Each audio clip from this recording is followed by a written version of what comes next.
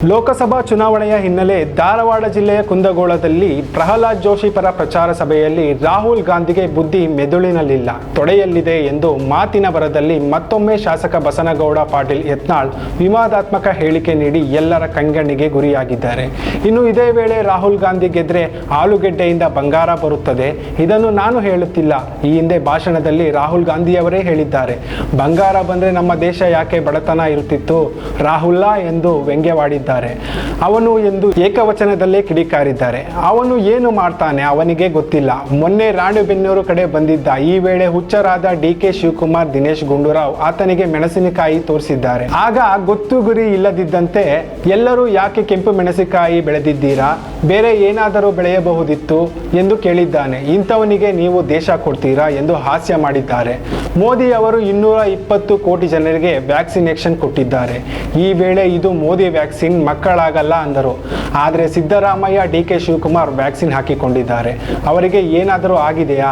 ಎಂತಹ ನೀಚ ಬುದ್ಧಿ ನೋಡಿ ಇವರದ್ದು ಎಂದು ಯತ್ನಾಳ್ ವಾಗ್ದಾಳಿ ನಡೆಸಿದ್ದಾರೆ. ಜನ ಹಂಗ ಎಲ್ಲ ಕಡೆ ನೆನಪಿರ್ತದೆ, ಆದರೆ ಎಲ್ಲರೂ ಕೂಡಿ ಕೂತೀವಲ್ಲ, ಇದು ಎಲ್ಲ ಗುರುಗಳ ಸಮಕ್ಷಮದಲ್ಲಿ ನಮ್ಮ ಈಶ್ವರಪ್ಪ ಹೇಳ್ದಂಗ ಇದು ಒಂದು ಆನಂದ ತಗೊಂತಾರೆ. ನಾನು ರಾಜಗೌಡ ಬರೋಣನೆ ಎದ್ದು ಈ ಕಡೆ ಬಾರಪ್ಪ ಕುಂದ್ರಂತಂದೆ. ಯಾಕಂದ್ರೆ ಇಲ್ಲಿ MLA ಅವರು ರಾಜಕಾರಣ ಬೇರೆ, ಅವ್ರು MLA ಆದ್ಮೇಲೆ MLA ಅವ್ರು ಯಾವ ಪಾರ್ಟಿಯವ್ರು ಇರಲ್ಲ. MLA ಗೌರವ ಕೊಡ್ಬೇಕಾಗಿದ್ದು ಎಲ್ಲರೂ ಕೊಡ್ಬೇಕು. ಒಬ್ಬರು ಎದ್ದೇ ಕುಂದ್ರೋದಿಲ್ಲ, ಏನೂ ಆಗಿರೋದಿಲ್ಲ, ಪಂಚಾಯತ್ ಮೆಂಬರ್ ಆಗಿರೋದಿಲ್ಲ, ಗಿಡದಾಗ ಮಾರಿ ಮಾಡಿ ಕೂತಿರ್ತಾರೆ.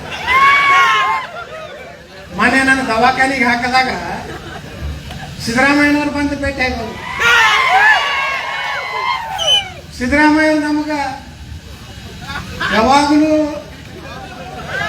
ಅವ್ರ ನಮ್ದು ಆತ್ಮೀಯತೆ ಐತಿ. ಯಾಕಂದ್ರೆ ಅವ್ರ ಬಗ್ಗೆ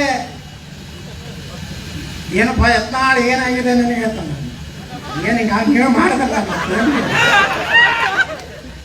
ನಾ ಕೇಳಿದೆ ಸಿದ್ದರಾಮಯ್ಯನವ್ರಿಗೆ, ಎಷ್ಟು ನೀವು ಸಮಚಿತ್ತ ಆಗಿಬಿಟ್ರಿ. ಈಗಂತೂ ಈ ಸಲ ಮುಖ್ಯಮಂತ್ರಿ ಆದ್ಮೇಲಂತೂ ಭಯಂಕರ ಶಾಂತ ಆಗಿಬಿಟ್ಟ, ಹೆಚ್ಚು ಮಾತಾಡೋದೇ ಯಾರೇನು ಓದಿರ್ತಾವ ಒದರಾದಕ್ಕೆ. ನಾ ಕೇಳಿದೆ, ಏನು ಸರ್ ಭಾಳ ನೀವು ಸ್ಪೀಕರ್ ರೂಮ್ನಾಗ ನಾವು ಮೀಟಿಂಗ್ ಕರೆದಿದ್ವಿ, ಏನು ಸರ್ ಭಾಳ ಈ ಸಲ ನೀವು ಭಾಳ ಶಾಂತ, ಏನು ಮಾಡಿದೆ ನಾವು ಕಡೆದೈತಿ